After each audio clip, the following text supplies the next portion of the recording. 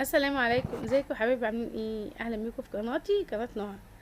بصوا بقى، تعالوا. حاسه ان انا جعانه كده، قمت كده اقلب بقى ايه. انا ولا عايزه اعجن ولا عايزه فون ولا عايزه اي حاجه، انا عايزه حاجه سريعه بسرعه بسرعه. هنعمل مع بعض فطاير حلوه قوي، ولا هتخش الفون ولا هنعجن ولا اي حاجه خالص. بس يلا بينا قبل ما نبدا. بصوا بقى، مطه الجبنه حاجه عسل. نصلي بينا على النبي عليه الصلاه والسلام، وسمي باسم الرحمن، ونعمل اشتراك ونعمل لايك ونحط الكومنت الحلو من قلبكم. بصوا بقى، كان عندي لفه جلاش كده، جوزي كان جايبها لي. والله بقى يعني اكتر من اسبوع في التلاجة. فقلت بس بقى ايه، نعمل فطاير حلوه كده بالليل واحنا قاعدين. طلعتها كده من قبلها ب3 4 ساعات، عشان هي لما بتتحط في التلاجة ويبوظ كنت حطها في الفريزر.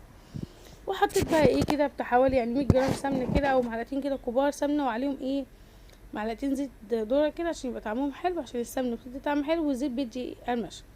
عندك لحمه مفرومه، عندك فراخ، عندكم الخير كله يا رب، تونه، اي حاجه انت حابه تحشي بيها احشي بيها. انا كان عندي ايه كفته كنت عاملاها، ان شاء الله الفيديو ده هينزل لكم. فكان باقي منها دول، فجبتهم كده ايه، يعني عملتهم مع الزبده. خدت معلقه زبده كده من اللي كنت مسيحاها، وبعد كده ايه سخنت فيهم الكفته وحطيت عليهم فلفلتين.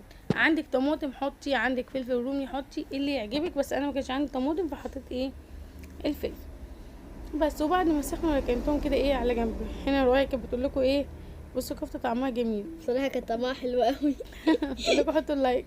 وانا بص اخدت منها 3 4 كده. بس جبت بقى معايا هنا الجبنه الرومي بتاعتي، وادي اللحمه المفرومه بقت خلاص لحمه مفرومه عشان انا هرستها كده فككتها. ومعايا كمان زيتون، ومعايا كمان اللي هو ده الفلفل الجبنة. الحار ده. هاخد بقى ايه، هبدا كده افرد ورق الجلاش بتاعتي، وعايزه يعني اقول كل لكم ورقه لوحدها. وعايزه اقول لكم حاجه، لو مش عايزين تحطوا فلفل ما بتحبوهوش، ما تحطوش. سيلوه. انا كده كده اصلا ما حبيتش الفلفل ده فسيلته. بس كده يعني الورقه بتبقى يعني كل ورقه بس هندهنها، وهنحط عليها ورقه ايه تانية. يعني دول ورقتين، ده كان في الاول.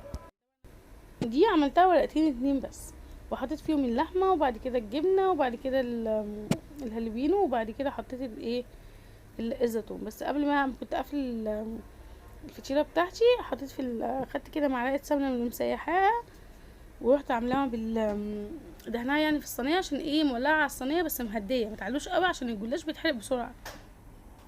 ده غير فطير العجين. فطير العجين بيستحمل شويه، انما ده ما بيستحملش خالص. وايه، ومره واحده كده تلاقيه ايه اتلسع على طول. فخلي بالكم من النار بتاعتكم، وتبقى وسط عشان كمان ياخد لون ايه، لون حلو.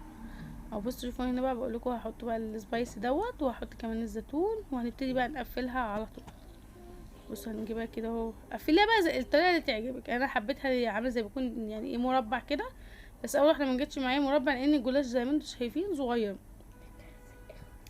فاكيد الجلاش بتاعكم هيبقى اكبر شويه من ده. انا مش عارفه ده جاي صغير ليه كده، بس هو ده كان الباكت كده كان ربع كيلو. بس كده حطيتها بقى، وهسيبها بقى ايه عقبال ما اعمل التانية، هتكون هي ايه خدت لون جميل. بصوا بقى، طلعت الشيف اللي جوايا، دهنت اول طبقه وحطيت عليها الطبقه التانية، وبرده الزيتون واللحمه المفرومه. عايزه اقول لكم والله اسبوعين الكفته اللي كانوا عندي دول كفوا وقضوا ووفوا كمان. كانوا جمال والله. يعني عملوا لي 4 فطاير. والفطيره الاخيره اللهم صل على النبي، عملتها جبن بس كانت الجبنه كانت خطيره بصراحه، وتموت. وبتمط زي ما انتوا شفتوها كده في اول الفيديو. دي كانت فطيره الجبن. بس كده، واقفلها بقى. اول واحده ما عرفتش اقفلها قوي، التانية بقى بدات ان انا اتحكم فيها شويه. بصوا شايفين كده، هبدا ان انا ايه اجيبها. بصوا دي بقى ما شاء الله طلعت مظبوطه كده، وطلعت مربعه زي ما انا ايه زي ما انا عايزاها. بصوا بقول لكم ايه، دي 3 طبقات، التانية كانت طبقتين، دي 3. انا هشتغل بقى بعد كده كله على ايه، على 3، عشان اعرف اظبطها معايا. انتوا كمان حاولوا تظبطوا على 3 على 4 اللي يريحكم. جربوا الاول 2، لو ريحكوا خلاص. حاسس ان الورق بتاعكم هيبقى كمان اكبر من ده. اهم حاجه اللي كل ورقه، ما بين كل ورقه يبقى فيه دهنه زبده كده حلوه، او سمنه بالزيت، عشان خاطر ايه الزيت هيدي قرمشه، وطبعا السمنه او الزبده هيدي الطعم الحلو اللي احنا ايه هناكله. عايزه اقول لكم طعمها كان تحفه هي والله، يعني كانت جميله جدا. ففايت حته كده لتاني يوم، لتاني يوم دي كانت تحفه تحفه. بس انا عن نفسي انا بحب اكلها بارده، ما بحبش اكلها يعني تبقى لسه سخنه، يعني بحب اكلها لما تبرد شويه، طعمها احلى كده كمان. بص دهنت الفطيره التالتة بتاعتنا اهي، وحطيت كل حاجه. الفطيره التالتة دي ما حطيتش فيها الهالبينو تقريبا عشان مريم ما تقوليش يا ماما. طب وانا كمان اللي ما عملتليش طعم واحد اصلا. لا ده كان حلاوه وكان جميل. لا انا حبيته. بس زولا وجعها بالليل أنا. بسببه. وانا مناخيري وجعتني. يا زولا وجعها يعني.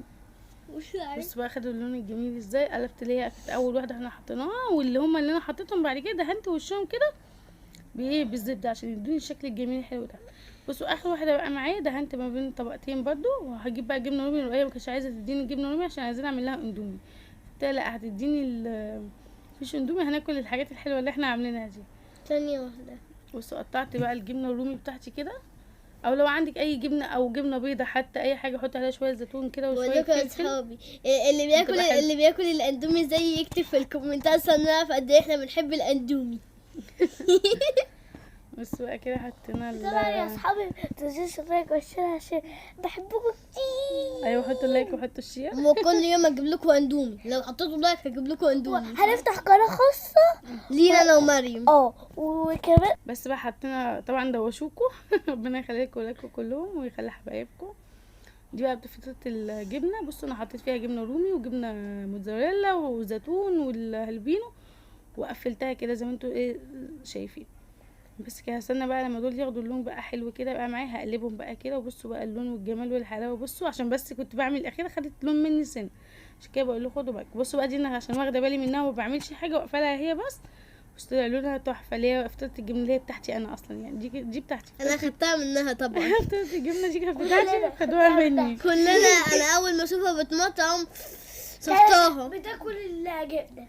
هنا بقى ايه جبت شويه بقدونس كده حاجه خضرا، كنت المفروض احطهم في اللحمه بس نسيت. اتمنى تجربوها. فحطيتهم بقى كده عشان يبقى ايه يدوني شكل حلو. بصوا بقى قطعتها، طبعا هي سخنه مولعه لسه طافيه عليها، حاجه امسكها بقى مش هعرف. بصوا بس هوريكم الجبنه بيبوظ خالص خالص ازاي. بصوا حاجه قمر كده. بس هوريها لكم دلوقتي، هشد لكم الجبنه بقى وهتشوفوها. لايك. انا بقول لكم حطوا لايك. يلا قومي بقى بسرعه، لو عندك جلاش قومي طلعي يلا واعملي جبنه بيضه اللي هي الفيتا حتى عليها. اعمليها وحطيها كده في البتاع وتعشي انتوا وولادك، ما تقعديش تفكري هتعملي ايه. لو السوبر ماركت جنبك ابعتي هاتي لف الجلاش وهاتيها. بصوا بقى الجبنه وهي سايحه، انا بحاول امسكها لكم على قد ما بقدر والله. بس بصوا دي، بصوا الجبنه. ما شاء عايزه اقول الله لكم جميله. احنا نشفناها. بصوا بدون بقى فرن وبدون عجن وبدون اي حاجه خالص، احنا واقفين كده في المطبخ انا كنت عملنا احلى شويه فطاير للعشاء بالليل، ولا دفعنا فلوس كتير ولا اي حاجه. مبلغ بسيط كده مش عارفه الجلاش تقريبا ب15 جنيه حاجه زي كده. بصوا هنا بقى، بصوا كانت هدي دقيقتين كده. بصوا بقى بصوا مطة الجبنه دي اللي كان فيها الجبنه الرومي. بصوا الجبنه الرومي مع الموتزاريلا بتعمل فظيعه بجد جميله. انتوا تجيبوا هاتوا ميكس الجبن بس انا اقول لكم انا بيعمل شده احسن. انا بتاعتي بردت، فالمهم جاي اعملها لقيتها بتمط برضو. عم كنت ما شاء الله الجبنه كانت جميله. بس هي بصراحه هي كانت سخنه شويه. انا كنت جايبه نوع بس جبنه سايدة كويس بالله. بس هو مجهول المصدر مش عارفه اسمه بصراحه يلا يعني. باي باي. اشوفكم بقى على خير حلوين، واشوفكم في فيديو جديد.